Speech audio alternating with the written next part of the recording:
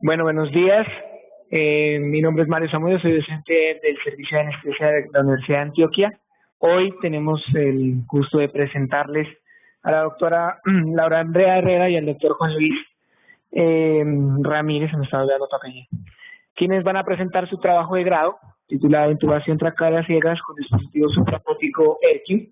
Es una serie prospectiva de casos en pediatría. Bienvenidos. Buenos días para todos. Como ya Mario comentó, pues este es el título del trabajo de investigación. Los anestesiólogos y profesores participantes de este trabajo fueron el doctor Mario Andrés Zamudio, el doctor Elmer Gaviria Rivera y la doctora Olga Lucía Giraldo Salazar como asesora metodológica. Los evaluadores son la doctora Ana Milena Parra Sánchez y el doctor Héctor Arroyave Páramo. Entonces, a modo de introducción, tenemos que el manejo de la vía aérea en los niños es uno de los retos más grandes a los cuales se enfrenta el anestesiólogo, y no solamente en el ámbito de los quirófanos, sino también en los servicios de urgencias, de hospitalización y en las unidades de cuidado intensivo, donde los médicos se ven enfrentados a la vía aérea pediátrica.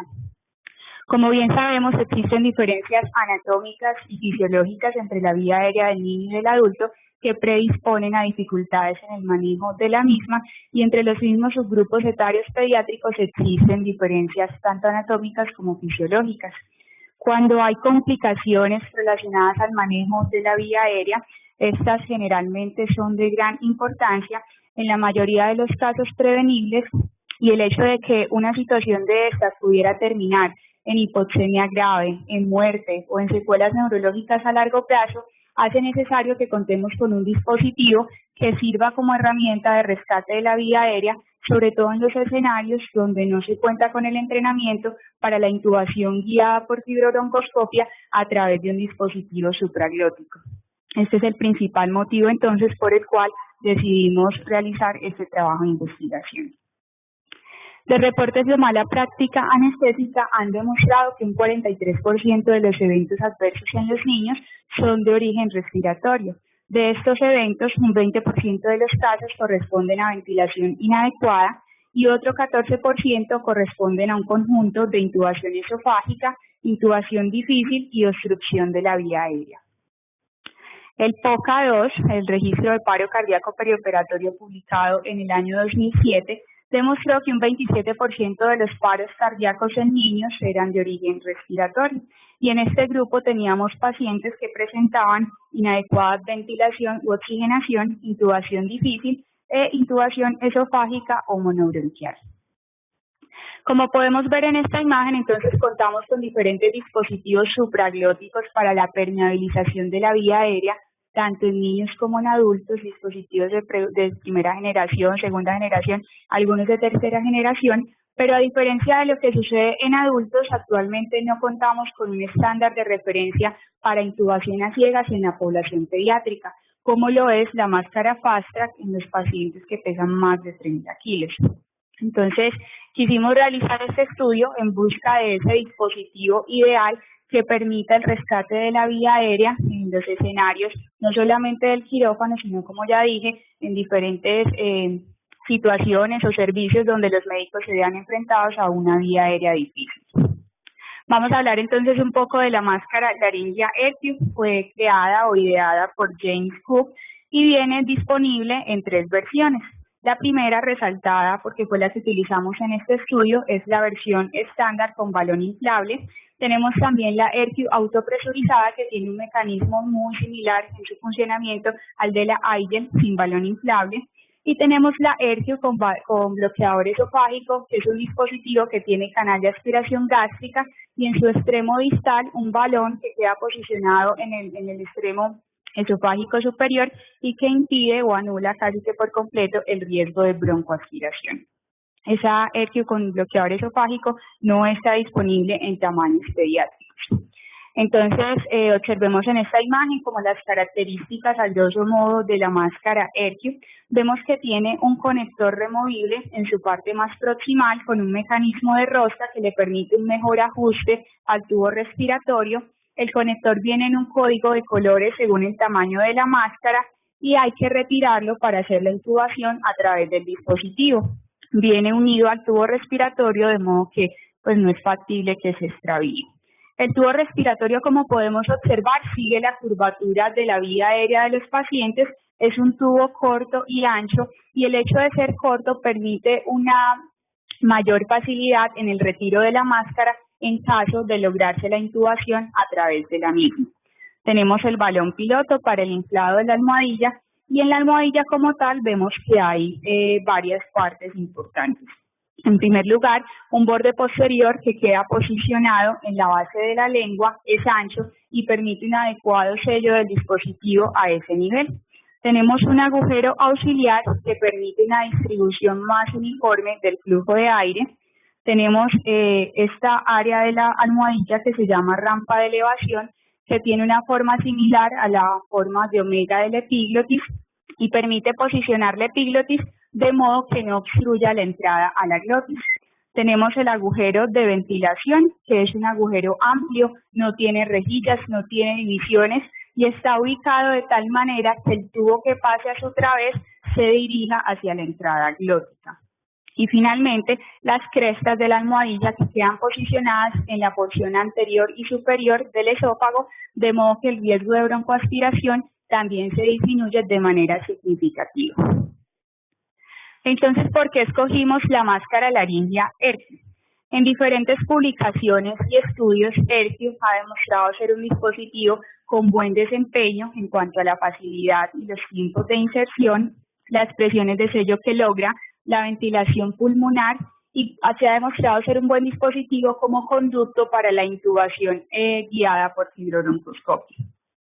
Por ejemplo, en este estudio, un estudio realizado en 100 niños entre los 6 meses y los 8 años de edad, demostró que tenía buenas tasas de éxito en todas esas características que les acabo de decir, y que el tiempo promedio necesario para lograr la intubación a través del dispositivo guiada por fibrobroncoscopia era de 24.8 segundos, que si nos ponemos a mirar, pues es un tiempo relativamente corto.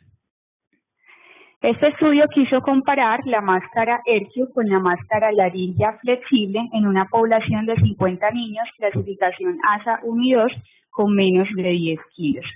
Se encontró que no habían diferencias en las tasas de éxito y los tiempos de inserción, así como en las complicaciones que en el posoperatorio presentaban los pacientes que fueron asignados a uno y a otro grupo.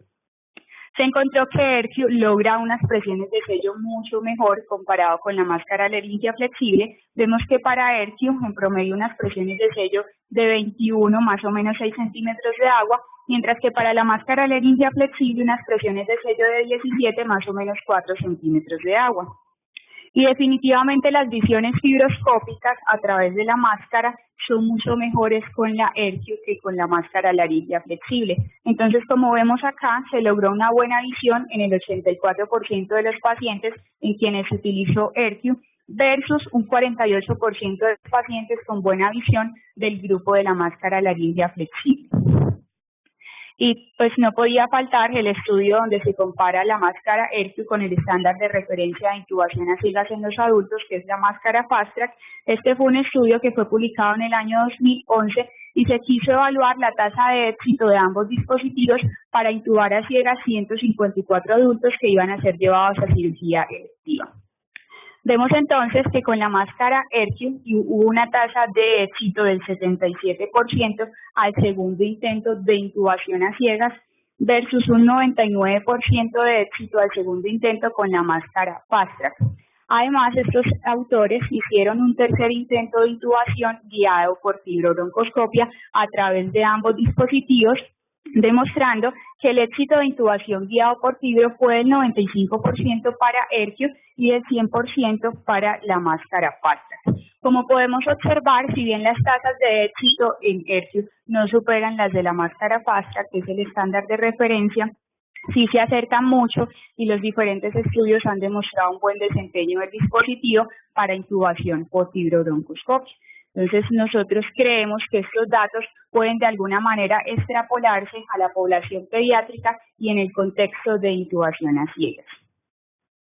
Estos reportes de caso que muestran esta diapositiva han dejado ver que la máscara Airq tiene un buen desempeño para intubación guiada por fibrobroncoscopio en pacientes con vía aérea difícil anticipada. El primer reporte, entonces, habla de 5 casos, pacientes que tenían síndrome de Treacher-Collins, síndrome de Pierre-Robin, niños que tenían síndrome de Down con vía aérea difícil anticipada, y los 5 casos tuvieron intubación exitosa guiada por fibro a través de la ERCU. En el segundo estudio fue una cohorte de 31 pacientes, 21 de ellos tenían síndromes craneofaciales. Acá también teníamos niños con Pierre-Robin, Treacher-Collins, Golden Heart, síndrome de Down. 7 pacientes tenían inestabilidad cervical, la mayoría de esos pacientes eran con síndrome de Down, y 3 pacientes tenían hemorragia traumática de la vía aérea. Se demostró que la ERCU tuvo una tasa de éxito del 100% para intubación guiada por fibrobroncoscopia en esta población de pacientes con vía aérea difícil. 97% de los pacientes lograron ser intubados en el primer intento y un 3% en el segundo intento. Entonces, aunque nuestro estudio se realizó en el escenario de quirófanos en pacientes selectivos, nosotros consideramos que estas tasas de éxito que han demostrado todos estos estudios que les acabo de mostrar se pueden extrapolar al contexto de intubación a ciegas, especialmente en las situaciones de urgencias donde se pierde el control de la vía aérea y sobre todo en los escenarios donde los médicos tratantes no tienen entrenamiento en el manejo del fibrobroncoscopio como técnica de intubación a través de un dispositivo supraglótico. Esto teniendo en cuenta que actualmente la literatura no recomienda como técnica de primera línea la intubación a ciegas, sino la intubación a través de un supraglótico guiado por fibrobroncoscopio, especialmente en los escenarios de vía aérea difícil anticipada. Entonces, la ERCU viene en diferentes tamaños, como podemos observar en esta tabla, tamaños tan pequeños como la 0.5 para niños de menos de 4 kilos y tamaños para adultos entre 70 y 100 kilos. Los tamaños que nosotros utilizamos en este trabajo fueron 3, la 1.5 para niños entre 7 y 17 kilos, el tamaño 2 para niños entre 17 y 30 kilos y la 2.5 para niños entre 30 y 50 kilos. Como podemos observar, los diferentes tamaños de máscaras vienen en un código de colores que permite distinguirlas también unas de otras. Entonces, la pregunta de investigación fue: ¿cuál es el porcentaje de éxito de intubación a ciegas a través del dispositivo ERCU en pacientes pediátricos? Los objetivos de nuestro trabajo fueron entonces los siguientes. El objetivo primario fue describir el porcentaje de éxito de intubación a ciegas a través del dispositivo ERCU en 45 pacientes pediátricos con peso entre 7 y 50 kilos que fueran llevados a anestesia general para procedimiento diagnóstico o terapéutico en el servicio de cirugía infantil del Hospital Universitario San Vicente Fundación. Los objetivos secundarios fueron 4. El primero, describir las presiones de sello del dispositivo que de manera intrínseca nos hablan de la calidad de la ventilación. Describir el grado de visualización fibroscópica, muy importante porque nos permite estimar, por decirlo así, la capacidad del dispositivo como conducto para intubar guiado por fibro. En tercer lugar, evaluar el porcentaje de éxito en cada uno de 3 intentos de intubación, es decir, se hacía un primer intento de intubación a ciegas, si no era posible intubar se hacía un segundo cambiando la orientación del tubo y si no era posible en ese segundo intento se hacía por último un tercer intento. Y por último, reportar eventos adversos que se presentaran con los pacientes durante la recolección y el desarrollo del estudio, tales como dinofagia, disfonía, sangrado, laringoespasmo, broncoespasmo e hipoxemia. En cuanto a la metodología, tenemos que este fue un estudio tipo serie prospectiva de casos en 45 niños de 7 a 50 kilos llevados a cirugía en el Hospital San Vicente. No se requirió cálculo de tamaño de muestra por ser un estudio prospectivo tipo serie de casos en el cual no había hipótesis a comprobar. Lo que hacíamos era una descripción de la población y describir también cómo había sido el desempeño del dispositivo para el fin objetivo del estudio. Los criterios de inclusión, entonces todo paciente pediátrico que fuera llevado a procedimiento bajo anestesia general, bien fuera diagnóstico o terapéutico y que cumpliera los siguientes criterios: peso entre 7 y 50 kilos, ayuno como mínimo de 8 horas, clasificación ASA 1 y 2 y que fuera para cirugía o procedimiento no mayor a 4 horas. Criterios de exclusión: la vía aérea difícil anticipada, los pacientes con riesgo de broncoaspiración, es decir, pacientes con estómago lleno, pacientes con sospecha de obstrucción intestinal, estenosis pilórica, no entraban en el estudio, y la no aceptación del paciente o de sus acudientes para participar en la investigación. Estos fueron los 3 grupos de trabajo. Entonces, los diferentes tamaños de máscara, el peso al cual corresponden en la población pediátrica. Acá tenemos el tamaño máximo de tubo orotraqueal recomendado por el fabricante para pasar a través de cada máscara, y en total fueron 45 pacientes, 15 por cada grupo de trabajo. ¿Cómo fue el procedimiento? Entonces, la recolección de los pacientes fue realizada por los 2 residentes participantes en la investigación en conjunto con el anestesiólogo tratante de cada caso. Si bien la curva de aprendizaje no está claramente descrita en la literatura, tenemos algunos reportes que esbozan algo acerca del entrenamiento con ERCIO. Uno de ellos es un estudio de cohortes que indica que todo aquel anestesiólogo que haya realizado 25 casos de pacientes tanto con vías aéreas difíciles como normales, donde haya utilizado la máscara ERCIO para ventilar y como conducto de intubación, se considera que tiene el entrenamiento. Otra cohorte indicaba que todo aquel anestesiólogo que tuviera 5 años de experiencia en anestesia pediátrica y que estuviera familiarizado con el uso del ERCIO y del fibrobroncoscopio se consideraba entrenado.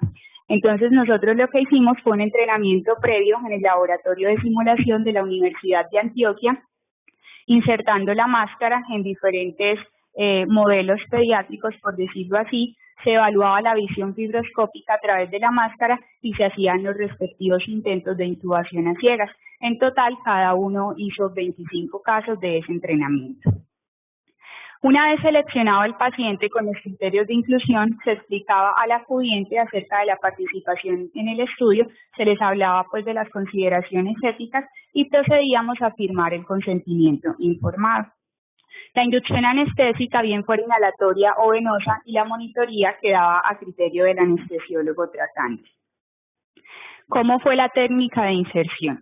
Entonces, en primer lugar, hacíamos una adecuada lubricación del dispositivo con gel hidrosoluble y también ensayábamos el paso del tubo correspondiente a través de la máscara antes de colocarlo en el paciente.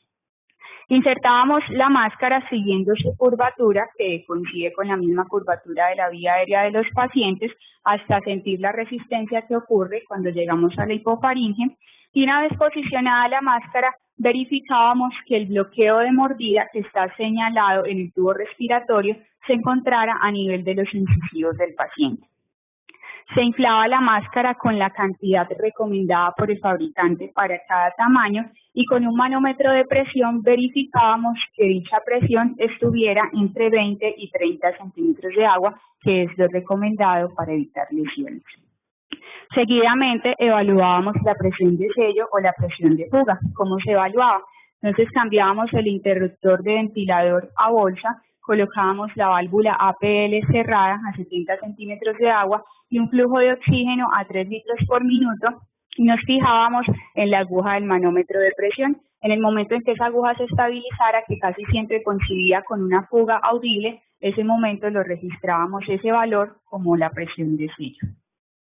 Evaluamos la calidad de la ventilación con expansión torácica, adecuada capnografía y por último, una vez fijada la máscara, ventilado y oxigenado al paciente, se hacía la inserción del fibrobroncoscopio para evaluar la visión de la glotis.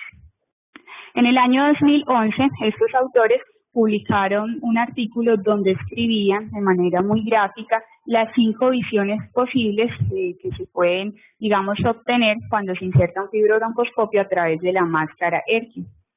La visión grado 1, como podemos observar, la laringe es completa, no tenemos epiglotis que interviera en esta visión. En la visión grado 2 tenemos la parte posterior y superior del epiglotis, pero logramos tener una muy buena visión de las cuerdas vocales. Y estas visiones grado 1 y grado 2 se consideran las ideales para intubación a ciegas. La visión grado 3 tenemos más componente del epiglotis, pero no alcanza a obstruir un 50% de la visión de la glotis. La visión grado 1, grado 2 y grado 3 se consideran adecuadas para intubación guiada por fibrobroncoscopia, la 1 y la 2 para intubación a ciegas. En la visión grado 4 vemos que el epiglotis obstruye más de un 50% de la visión de la glotis, y en la visión grado 5 definitivamente solo estamos observando el epiglotis. Entonces, una vez evaluada la visión fibrobroncoscopia, se retiraba el dispositivo, el fibrobroncoscopio, y hacíamos hasta tres intentos de intubación a ciegas. En el primero, previa a la ubicación del tubo orotraqueal y desinflado de su balón, se insertaba siguiendo el mismo sentido de la curvatura de la máscara. Si no lograba intubarse el paciente en ese momento, se hacía un segundo intento girando el tubo 90 grados en el sentido de las manecillas del reloj. Si no se lograba intubar, hacíamos hasta un tercer intento girando el tubo 90 grados en sentido antihorario de las manecillas del reloj. En cuanto a la confirmación de la intubación, si era exitosa, se retiraba el dispositivo supraglótico a través del tubo utilizando un estilete de intercambio que viene con cada máscara, y lográbamos también confirmar la intubación, como ya dije, con capnografía y adecuada expansión torácica. En caso de que el paciente no quedara intubado, quedaba a criterio del anestesiólogo tratante si se dejaba la máscara como dispositivo de ventilación durante el procedimiento o si ésta se retiraba y se hacía una laringoscopia y una intubación convencional.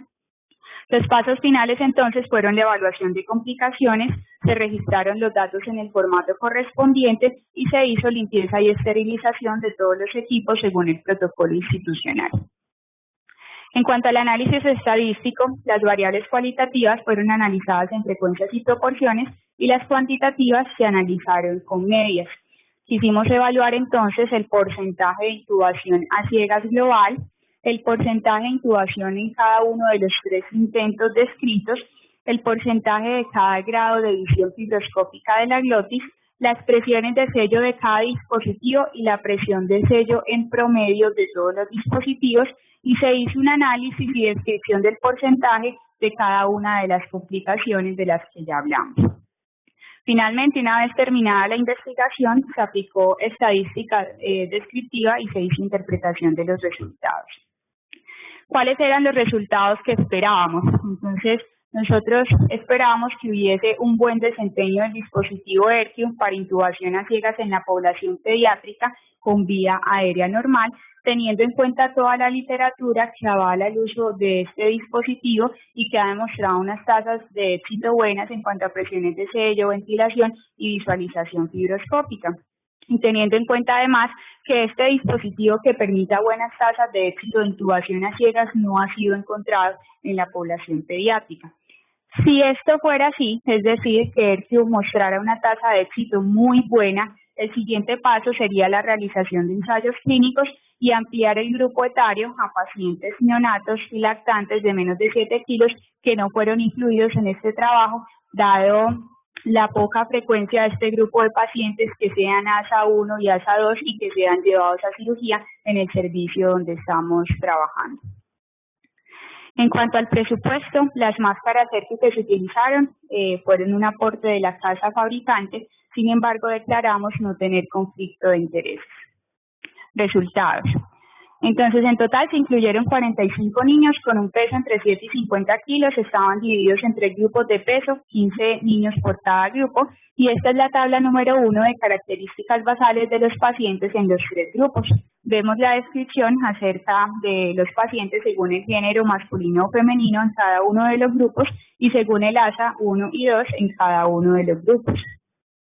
Entonces, en cuanto al porcentaje global de intubación a ciegas, se intubaron a ciegas un total de 25 pacientes del 45 total que eran, y esto corresponde a un porcentaje global de éxito del 55.5%.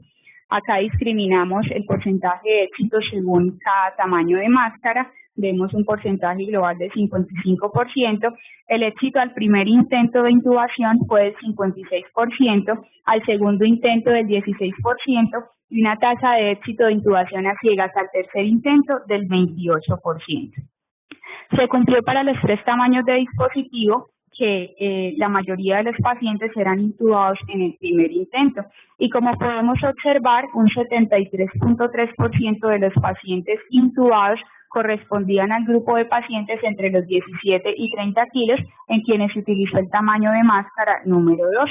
Nosotros esperábamos que los pacientes que más se intubaban iban a estar en el grupo de pacientes entre 30 y 50 kilos, ya que la vía aérea de estos pacientes tiene una mayor similitud con la vía aérea de los adultos, en donde los estudios han demostrado que tienen una buena tasa de éxito para intubación a ciegas.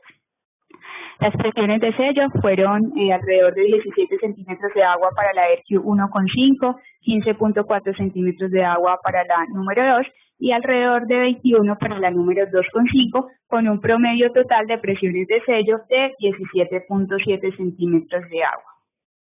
En cuanto a la visión fibroscópica, tenemos que se obtuvo visión grado 1 en un 37.7% de los pacientes y visión grado 2 en un 16.6% de los pacientes. Estas dos visiones, como dije hace un momento, fueron las que consideramos ideales para intubación a ciegas y nos suma un porcentaje de visión ideal global del 54.3%. Si le sumamos la visión grado 3, estamos hablando de que son las primeras 3 visiones que son adecuadas para intubación guiada por fibrobroncoscopio y tenemos un porcentaje de las 3 visiones del 74.3%. El hecho de tener visión ideal para intubación a ciegas no siempre garantiza el éxito de la intubación. Entonces, de los pacientes que tenían la mejor visión, la grado 1, se intubaron un 82.3% de los pacientes. Es decir, hay una población en la cual teniendo la mejor visión posible no logra pasarse el tubo a través de ella. Y en el grupo de pacientes que tenían visión grado 2 se intubaron un 58.3%. En cuanto a los eventos adversos, en total fueron 8 casos de 45 quienes presentaron eventos adversos, lo que corresponde a un porcentaje del 17.7%. Y entre estos eventos adversos tenemos que 4 pacientes presentaron sangrado leve, ninguno sin repercusiones posteriores. Un paciente refirió odinofagia en el postoperatorio inmediato. 3 pacientes presentaron caída de la saturación por debajo del 92%. Uno de ellos ocurrió en el tercer intento de intubación. El paciente cayó su saturación a 88%, pero en ese intento se logró intubar, se conectó al ventilador y rápidamente recuperó su oxigenación. 2 pacientes presentaron laringoespasmo, uno de ellos en el momento de introducir la máscara, al parecer por superficialidad anestésica, se ventiló con presión positiva a través de la misma máscara ERQ, rápidamente se dio el laringoespasmo, también se aplicaron 2 dosis de propofol de 1 miligramo por kilo. Y otro de los pacientes presentó laringoespasmo posterior al retiro de la máscara, luego de que los 3 intentos de intubación no habían sido exitosos. Se hizo laringoscopia, se encontró que estaba en laringoespasmo, se le dio ventilación con máscara facial con presión positiva, una dosis de propofol de 1 miligramo por kilo y también se dio rápidamente. Un paciente presentó broncoespasmo intraoperatorio, se manejó con salbutamol inhalado sin ninguna repercusión en general en el postoperatorio en este grupo de pacientes que presentaron alguna complicación. Entonces, en cuanto a la discusión, tenemos que si bien la máscara ERQ ha demostrado ser un dispositivo adecuado en las diferentes variables evaluadas hasta el momento como ventilación, presiones de sello, intubación guiada por fibrobroncoscopia, tenemos que hasta este momento no existían estudios que evaluaran su eficacia para la intubación a ciegas en los niños.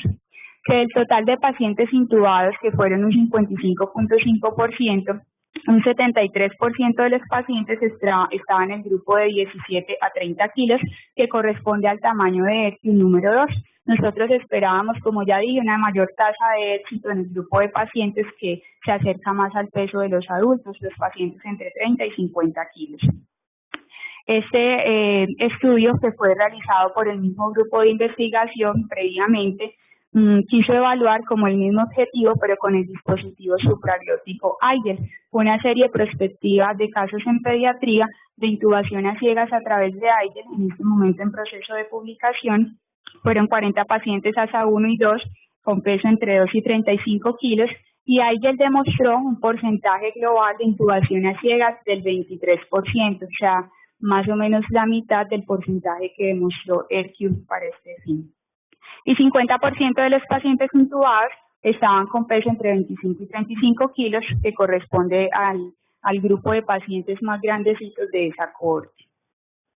Este estudio quiso comparar los dispositivos supraglóticos IGEL y la ERQ autopresurizados. Es un estudio comparativo de dispositivos no inflables. Querían evaluar la facilidad de la inserción, las presiones de sello, la visión fibroscópica en 80 niños entre 7 y 30 kilos. Ellos encontraron que la IGEL fue significativamente más fácil de insertar que la ERQ, que la IGEL tuvo mejores presiones de sello que la ERQ con menor insuflación gástrica, pero que la ERQ tuvo mejores visiones fibroscópicas comparado con la IGEL, y esto ratifica todo lo que hemos dicho hasta el momento de que ERQ sigue siendo un dispositivo muy adecuado para intubación a su través guiado por fibrobroncoscopia. Entonces, si bien consideramos que la visión fibroscópica juega un papel muy importante en el éxito de la intubación, no siempre lo garantiza. De los 29 pacientes que tuvieron visión grado 1 y 2, se intubaron 21, que corresponde a un porcentaje del 72.4%. Una de las fortalezas de este estudio fue la inclusión de una población pediátrica en un amplio rango de peso, un rango mayor al estudio previo realizado con IGEL, pero de las limitaciones más importantes que tenemos es que no se pudieron incluir niños con pesos inferiores a los 7 kilos por ese bajo volumen de pacientes que cumplen los criterios de inclusión, que sean ASA1 o ASA2 y que no tengan estómago lleno y que sean llevados al servicio de cirugía infantil del hospital. Otro hallazgo de este estudio fue que el tamaño de tubo orotraqueal recomendado por el fabricante para pasar a través de la máscara era superior al tamaño de tubo que realmente logramos introducir durante el desarrollo del estudio. Entonces veamos en esta tabla que para el tamaño de ERQ número 1,5, el fabricante recomienda un tamaño máximo de tubo número 5 sin balón, y nosotros logramos introducir, previa lubricación adecuada, un tamaño máximo de tubo 4,5 sin balón y un 4 con balón, y de igual manera sucedió para los otros tamaños. El tamaño que logramos introducir era menor. Esto con frecuencia causó que fugara el tubo cuando se iniciaba la ventilación. En muchos casos tocó resolverlo colocando un tapón faríngeo, y en otros casos, según el criterio del anestesiólogo, retirar el tubo y hacer una nueva laringoscopia convencional e intubar al paciente con el tamaño que le correspondía. Como conclusión, tenemos entonces que con estos resultados no es posible recomendar el uso de ERQ para intubación a ciegas en niños. Podríamos decir que un porcentaje del 55% es como lanzar una moneda al aire, que no podríamos recomendar, sobre todo en los escenarios fuera del quirófano. Se deben continuar las investigaciones en busca del dispositivo ideal para tal fin, recordando que la intubación a ciegas a través de supraglóticos no debe ser la técnica de primera línea, sino la intubación guiada por fibro a través de supraglótico. Recordar que la máscara ERQ sigue siendo de gran utilidad para permeabilizar la vía aérea en los niños con buenas presiones de sello, buena calidad en la ventilación, y que un 74% de los pacientes tuvieron una visión adecuada para intubarlos a través de fibro, a través de la ERQ, visiones grado 1, grado 2 y grado 3. Para terminar, queremos entonces agradecer a nuestro Hospital Universitario San Vicente Fundación por permitirnos y darnos el aval para realizar este estudio, al personal de enfermería y los anestesiólogos del Servicio de Cirugía Infantil del hospital por su colaboración durante el desarrollo del estudio, y especialmente a nuestros pacientes y sus familias. Sin ellos no hubiese sido posible la realización de esta investigación. Este fue nuestro grupo de trabajo. Preguntas o comentarios.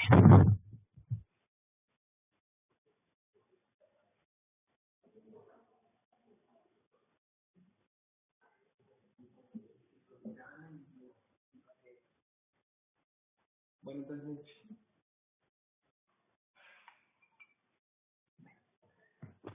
siguiendo pues con el programa de las presentaciones de proyectos para título de grado, seguimos con los evaluadores. Para este caso, una doctora Ana Milena Sánchez del Hospital Universitario San Vicente Fundación, y el doctor Héctor Arroyave, que es docente del Servicio de Anestesia y que también trabaja en dicho hospital. Vení, si es que puedo aprender esto. Intenta.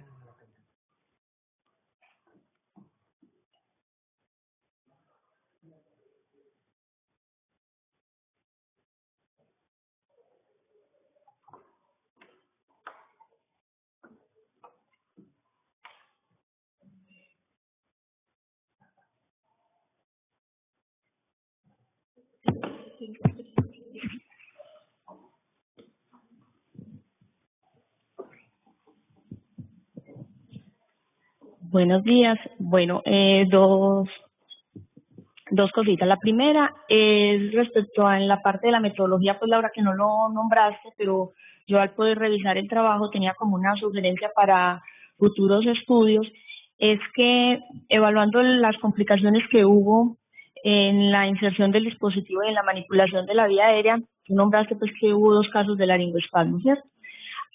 Y uno de ellos probablemente con lo que hizo fue por superficialidad. Entonces, en la metodología, cuando ustedes hablan de la profundidad anestésica, ¿cómo la midieron? Lo hicieron fue como que por base a criterio del anestesiólogo. Entonces, como sugerencia, si fue un estudio en niños, que de pronto la mayoría de los niños los hacemos con inducción inhalatoria básicamente, una opción que se podía hacer para darle como más estandarización al estudio es que esa profundidad se hubiera podido medir, digamos, con un MAC de intubación, que de pronto ahí podríamos uno interpretar mejor ese riesgo de esas complicaciones a qué se debió. ¿Listo? Y lo segundo era que es una pregunta más como para el grupo, para ustedes y para los epidemiólogos del grupo, es que, bueno, con este resultado vimos que ese 55% no es un porcentaje adecuado para tener éxito en el uso de este dispositivo. Entonces, esto se da porque si nosotros mejoráramos la muestra, o sea, si nos planteáramos un estudio que sí requiriera una hipótesis en la cual vamos a requerir un mayor número de pacientes, ¿eso justificaría hacerlo o definitivamente ya con la conclusión que ustedes obtuvieron, no, ya ese dispositivo lo descartamos? No sé pues como qué piensan, si serviría para futuras investigaciones o simplemente ya quedamos en esa conclusión.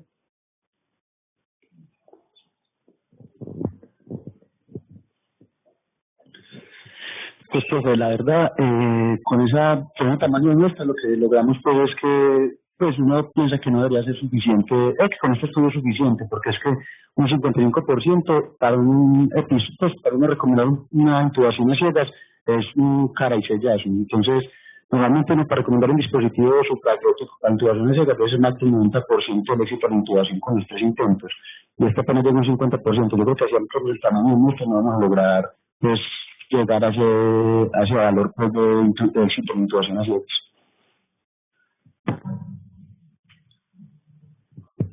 Completamente de acuerdo pues con Juan Luis, tanto es que ya ahorita lo menciono, cuando hicimos el protocolo y todo esto, los estudios, todavía no estaba esa recomendación como tan marcada, pero actualmente ya la recomendación está no hacer intubación a ciegas sobre supraglóticos, precisamente por eso, porque los porcentajes de éxito en casi todos, salvando la fast track en los pacientes adultos, es relativamente muy malita. En Hercules les ha ido bien en adultos, pero como lo miramos en este estudio, en pediatría pues tampoco, siendo el mejorcito de los dispositivos supraglóticos para intubar a ciegas, no alcanza una porcentaje de éxito que sea seguro para someter al paciente a un intento de intubación que puede generar edema, y peor en el paciente pediátrico, que el edema en la vía aérea pues podría empeorar incluso la ventilación. Entonces, si usted se enfrenta entre una vía aérea difícil no anticipada, donde hace la laringoscopia, si falla, lo rescata con un supraglótico, aquí cuando ya la oxigenación está asegurada, paro y pienso, y ya con este estudio y otros, porque no somos los únicos pues que hemos estudiado esto, se recomienda la intubación con fibroscopia con eso. Entonces, respondiendo a la pregunta, creo que con esto y los otros estudios que tenemos es suficiente para no hacer intubaciones a ciegas sobre el dispositivo ERQ. No es tanto descartar el dispositivo, sino descartar la técnica de intubar pacientes a ciegas sobre un dispositivo supraglótico en pediatría. Reforzando eso, si ustedes miraron el porcentaje de eventos adversos, subió hasta un 17%, que es muy alto en general para estudios de diferentes dispositivos, medicamentos o cualquier, digamos, intervención que se esté evaluando.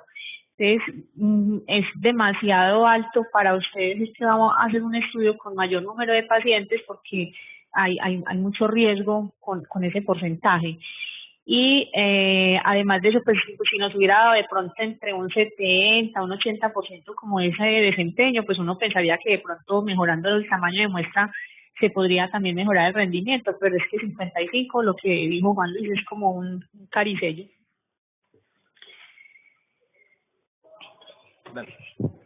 No, yo apuntaría ya, básicamente fue como cuando me mostraron el trabajo, yo creo que responde, aunque no trabajo ya mucho en esta población, responde a una pregunta clínica muy concreta y un aporte de conocimiento que me parece a mí de amplia utilidad.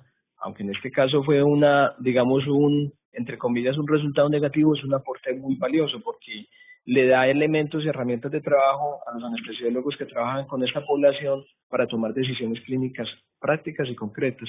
Entonces, a eso apunto yo. Creo que es un trabajo coherente, que responde a una pregunta que es de amplia utilidad, que creo que es de aplicación en el día a día, y me parece que la presentación de Laura hace eso, nos da claridad, qué hicieron, qué les dio, y para mí es suficiente para decir que es un trabajo de muy buena calidad.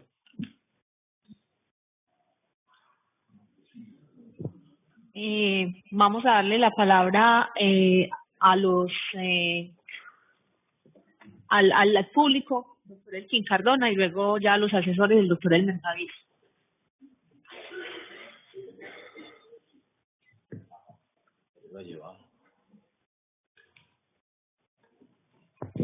Gracias.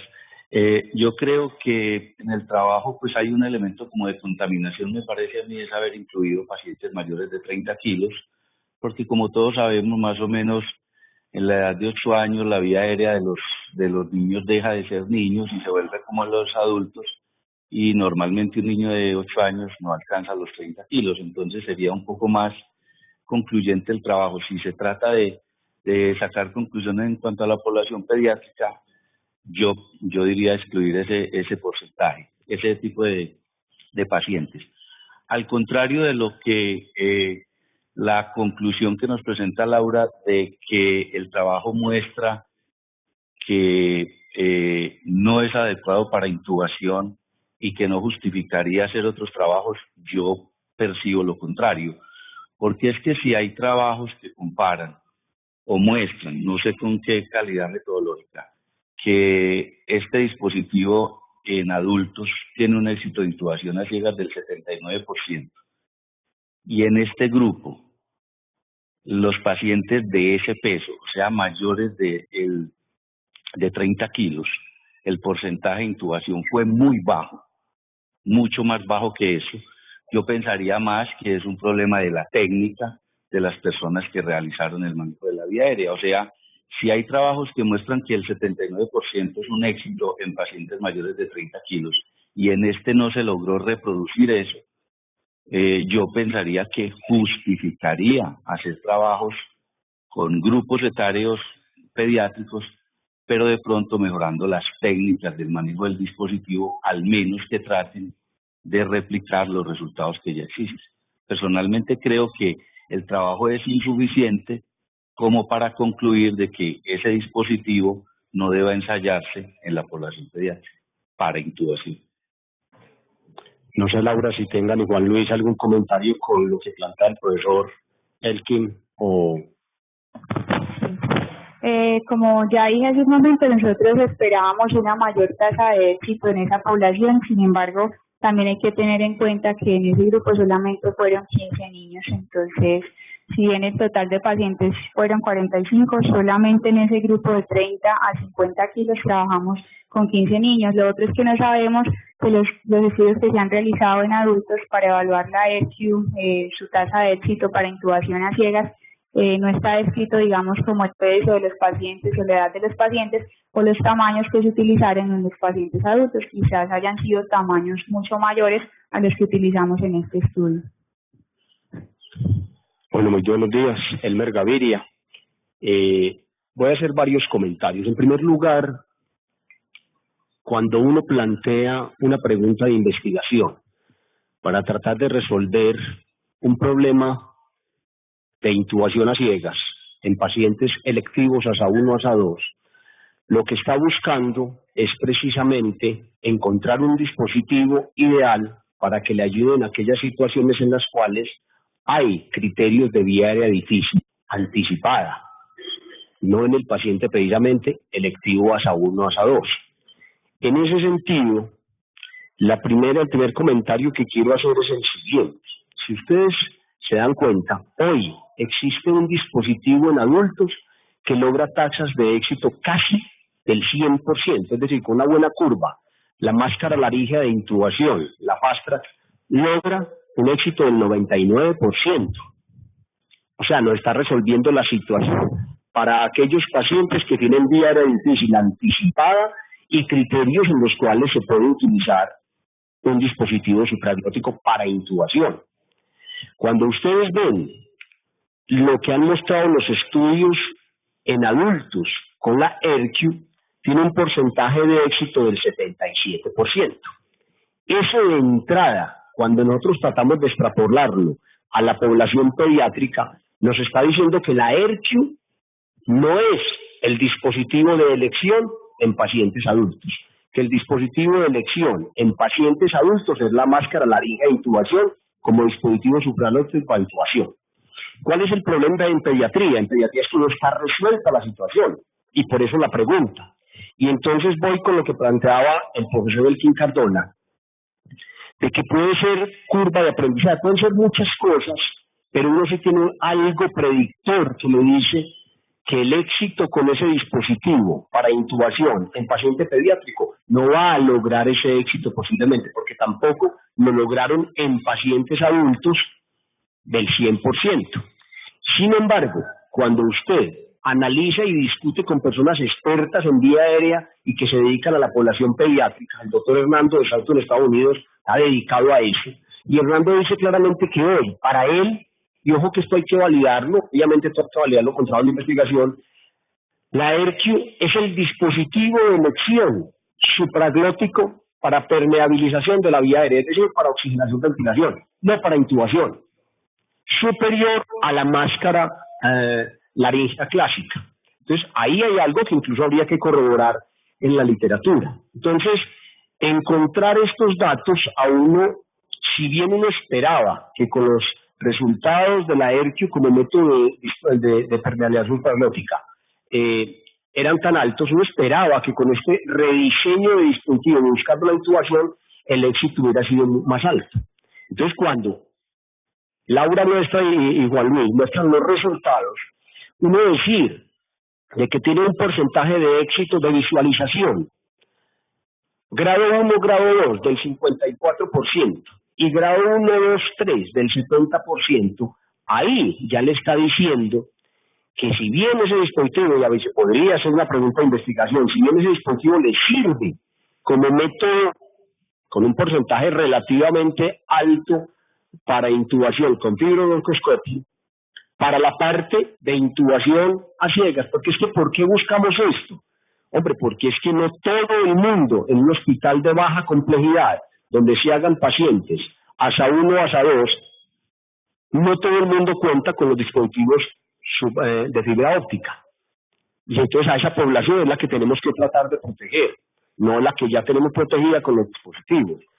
Entonces nos quedamos en que definitivamente, así el no es de negativo, es importante decir que no lo podemos recomendar o no se recomienda como dispositivo. Ahora, el éxito de intubación en promedio 82%, cuando hacemos el promedio, fíjense que incluso está por encima en porcentaje de éxito de intubación a ciegas que lo que muestran al comparar la máscara laríngea clásica con la máscara Fast Track con la ERQ, que es del 77% en promedio los trabajos. O sea que aquí tiene un porcentaje de intubación de éxito del 72% en el primer intento, 82 con la 1 y 54 con la 2, 72 está muy cercana, pero insisto, no nos resuelve el problema. Ahora, cuando uno analiza los efectos adversos presentados, obviamente el porcentaje que plantea la profesora Olga Giraldo se eleva un 17%. Y uno diría, bueno, aumentando la muestra va a resolver o va a encontrar esa misma frecuencia de complicaciones, de efectos adversos, o de pronto disminuye. Yo a Laura y a Juan Luis le hacía la pregunta que se discriminara muy bien los efectos adversos, ¿a qué se pueden haber debido? Porque es que si yo tengo un laringoespasmo, mucha gente incluso a veces supone que por utilizar un dispositivo supraglótico no vamos a tener efectos adversos graves como el laringospamo, que termina siendo un efecto adverso grave porque puede llevar a la muerte del paciente, y su asociación con infecciones respiratorias anteriores o qué pasó. Lo que dice la profesora Ana Milena es muy importante, es decir, obvio, la pregunta y el objetivo de nosotros no era en el trabajo medir la profundidad anestésica, pero es importante, porque si no la estamos midiendo, la profundidad anestésica, la superficialidad per se en un caso, pues nos dice, hombre, aquí de pronto fue mala técnica y no se le puede, o no sería por el uso del dispositivo. Y el segundo que fue ya otra situación distinta. Entonces ahí valdría la pena, por eso estas preguntas de investigación, estos trabajos, nos permiten avanzar. Una de las cosas en las cuales podría caber una pregunta nueva es, en esos pacientes con visualización grado 1, 2, 3, ¿qué pasa entonces con los que tienen 4 y 5 frente a posibilidades de éxito de intubación con el dispositivo de fibra óptica? Ahí sería muy interesante, no mirar los fáciles, mirar los difíciles, ¿qué pasa? Porque allá es donde tenemos que avanzar, es decir, resolver los más difíciles. Es decir, ese 20% que nos queda de visualización 4 o 5, ¿qué poder hacer con ellos? ¿Será que se pueden intubar? Yo creo que sí, pero habría que hacer. Entonces, lo otro que le queda a uno de todas maneras, cuando la literatura habla de 20 a 30 centímetros de agua, lo que estamos buscando es evitar las complicaciones producto de la hipoperfusión prolongada a nivel de las mucosas, en este caso pues supraglótico. Fíjense que estuvieron entre 15 y 17 centímetros de agua, hablan de 20 a 30 centímetros, pero habría igualmente que evaluar por qué en los niños más pequeños se logran presiones de sello menores y en los más grandecitos se logran presiones de sello mayores. Igualmente, cabe la pregunta, hay que evaluarlo, hay que mirar por qué. En síntesis, en resumen, digo, seguimos en la búsqueda de un dispositivo supraglótico y posiblemente ERQ pueda avanzar, como lo puede hacer uno. La pregunta que hace en este momento, ¿y por qué máscara laringia clásica? El doctor Archibald con su equipo, ¿por qué no ha avanzado a diseñar máscaras laringias fast track para niños? ¿Por qué no están en el mercado? Que sería la pregunta si en adultos tiene el 100% casi de éxito. Posiblemente la variabilidad de los grupos etarios, etcétera, otras cosas que diferencian a los niños de los adultos. Finalmente, yo quiero felicitar a Laura y a Juan Luis, porque cuando uno logra ver la evolución de un residente desde el momento en que se plantea la pregunta y ve el proceso de maduración, de asimilar los cuestionamientos que se hacen tanto de los evaluadores en la parte final como de los tutores, digamos, en el proceso de investigación, pues uno queda satisfecho como profesor cuando se logra llegar a un punto de maduración como el que se muestra en este resultado que muestran ustedes, Laura y Juan Luis. Entonces yo quería felicitarlos, y igualmente la presentación estuvo muy clara, de mucha calidad y mucha seguridad. No sé si haya alguna otra opinión.